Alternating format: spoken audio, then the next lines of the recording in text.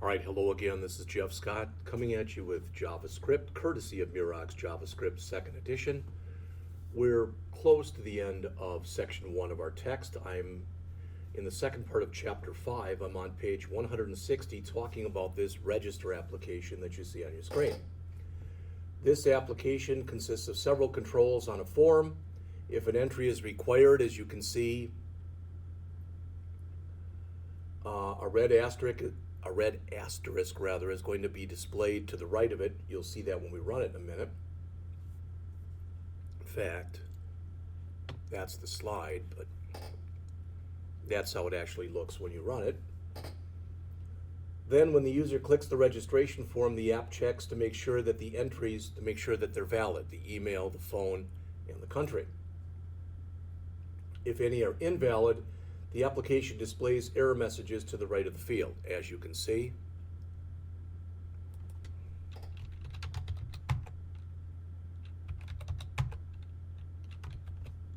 Now, I put in an invalid email, an invalid phone, and an invalid country. But you notice it says this box must be checked. So as soon as I check it, boom, it works. So we're not doing complete validation. We'll talk about that in a later chapter. I don't remember which one it is, but I think it's like chapter 12. We'll talk about what's referred to as regular expression handling. If I come in and click the reset button, these will all go back to blank and this will not be checked. In addition, if I do put some stuff in here and I change this to don't contact me and I accept, again, register, boom, it worked. But with all those values in there, I'm going to, reset, and notice how that leaves. That goes back to text, that goes back to select an option, and these get set back to their default values. So in the HTML that goes along with this, right here, and it's on the next couple slides, there's a form named registration form. The form uses the get method to submit the values of the controls to the register account.html. In real life, where it says here register account.html, that would probably be a PHP or an ASPX file or something like that. The CSS is very minimal, and it's right there. It's just for the error messages. So then we've got the JavaScript. The JavaScript is on page 163 in the book. It consists of 4 functions starting, we have the usestrict and 4 functions starting with our usual function here, our aliasing function. Then we've got this process entry here.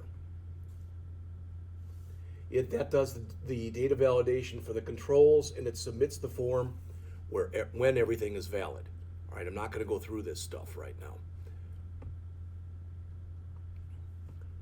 Then we've got a reset function that resets the form. And finally, we've got an event handler for the onload that attaches the process entry and reset form event handlers to the click events for the register and reset buttons respectively. All right. Now we have, I guess about a little bit more to cover in here.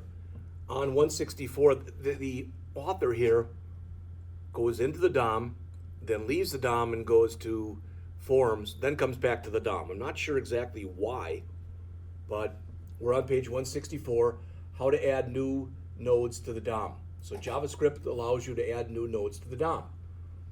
Notice that we've got 2 methods here, create text node, which creates a new text node with a specified text in its node value property, and create element, which creates a new element node for the specified type of tag.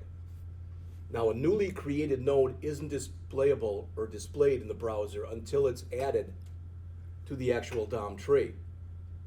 To add it to the DOM tree, you use one of these methods. Append child, which adds the new node as the last child in the node array, and insert before, where you can tell it exactly where in the DOM you want it to be placed. Now, there are some examples here. First, they show you how to create a text node. That's a new text node, and that's going to be the text in it. And then how to create a new element node. That'll create an LI. Then you're shown how you can modify the elements of a new node.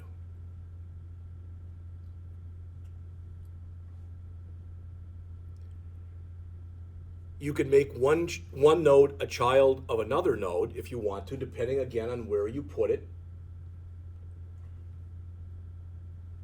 And finally, they show you here how to add a node as the first child node. When you add nodes to the DOM, you must follow the rules of the document type. For example, you can't add one A tag node as the child of another A tag node. All right? So in other words, the rules of common sense here and the stuff you've learned apply. Now on page 167, they give you a couple methods of the document object for working with tables.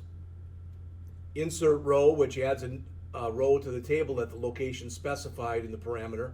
0 means the first row, -1 would mean at the end of the table. And insert cell, which adds a new cell to the location specified by the parameter. Again, 0 meaning first table row cell, -1 meaning at the end of the row.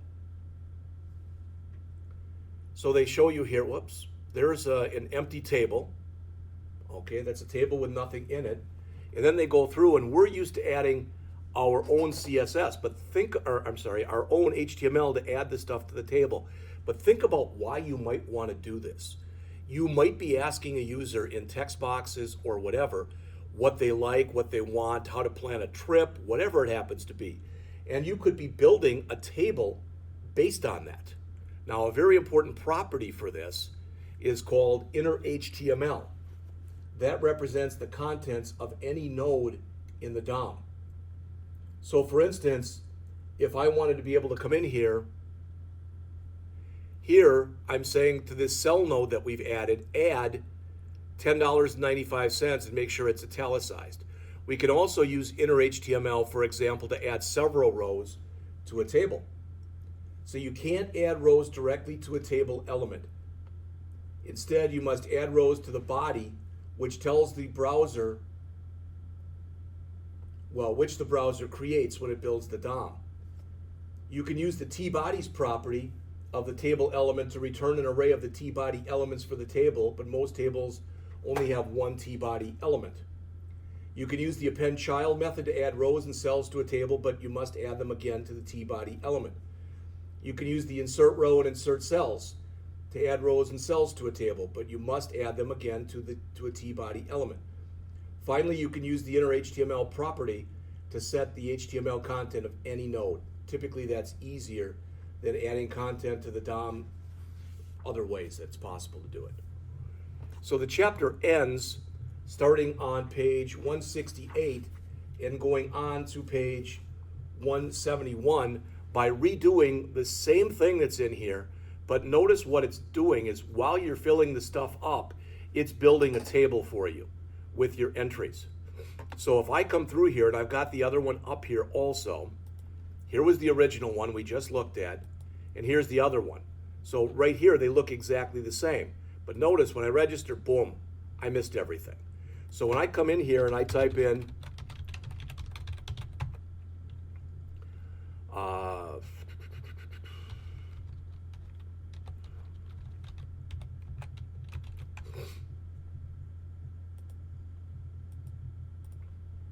all right, it says, congratulations, your account has been submitted, but technically, if I have anything at all that's wrong, it's going to build a table here to show me. So when the user clicks the register button, the app displays a table row below the form that displays the data for valid entries and any error messages for invalid entries. If all of the entries are valid, it just does a submit. When you click the reset button, the app calls the reset, which resets the value from the controls, and it also removes the table. So notice if I click, I'll leave them all blank. In fact, let's leave these two blank. Register, and it tells me what's in there. When I click reset, boom, the table goes away. Besides the two elements shown that have been added to the HTML, the span elements have been removed because the asterisks and error messages are no longer necessary. In the CSS, the selector rule that sets the color to red has been changed basically to just, where are we? To that. The JavaScript for this is shown on page 171. All right. And what it does is it shows another way of applying some of the skills that we've already looked at. All right. I think it's well within your wheelhouse, so to speak. Everything here, it looks like, is in process entries. All right. And then there's the reset and the window onload. All right. But take a look at this and see if you have any questions. And if you do, let the instructor know. All right. I'm going to finish now. And next, I'm going to go into section 2 of the book.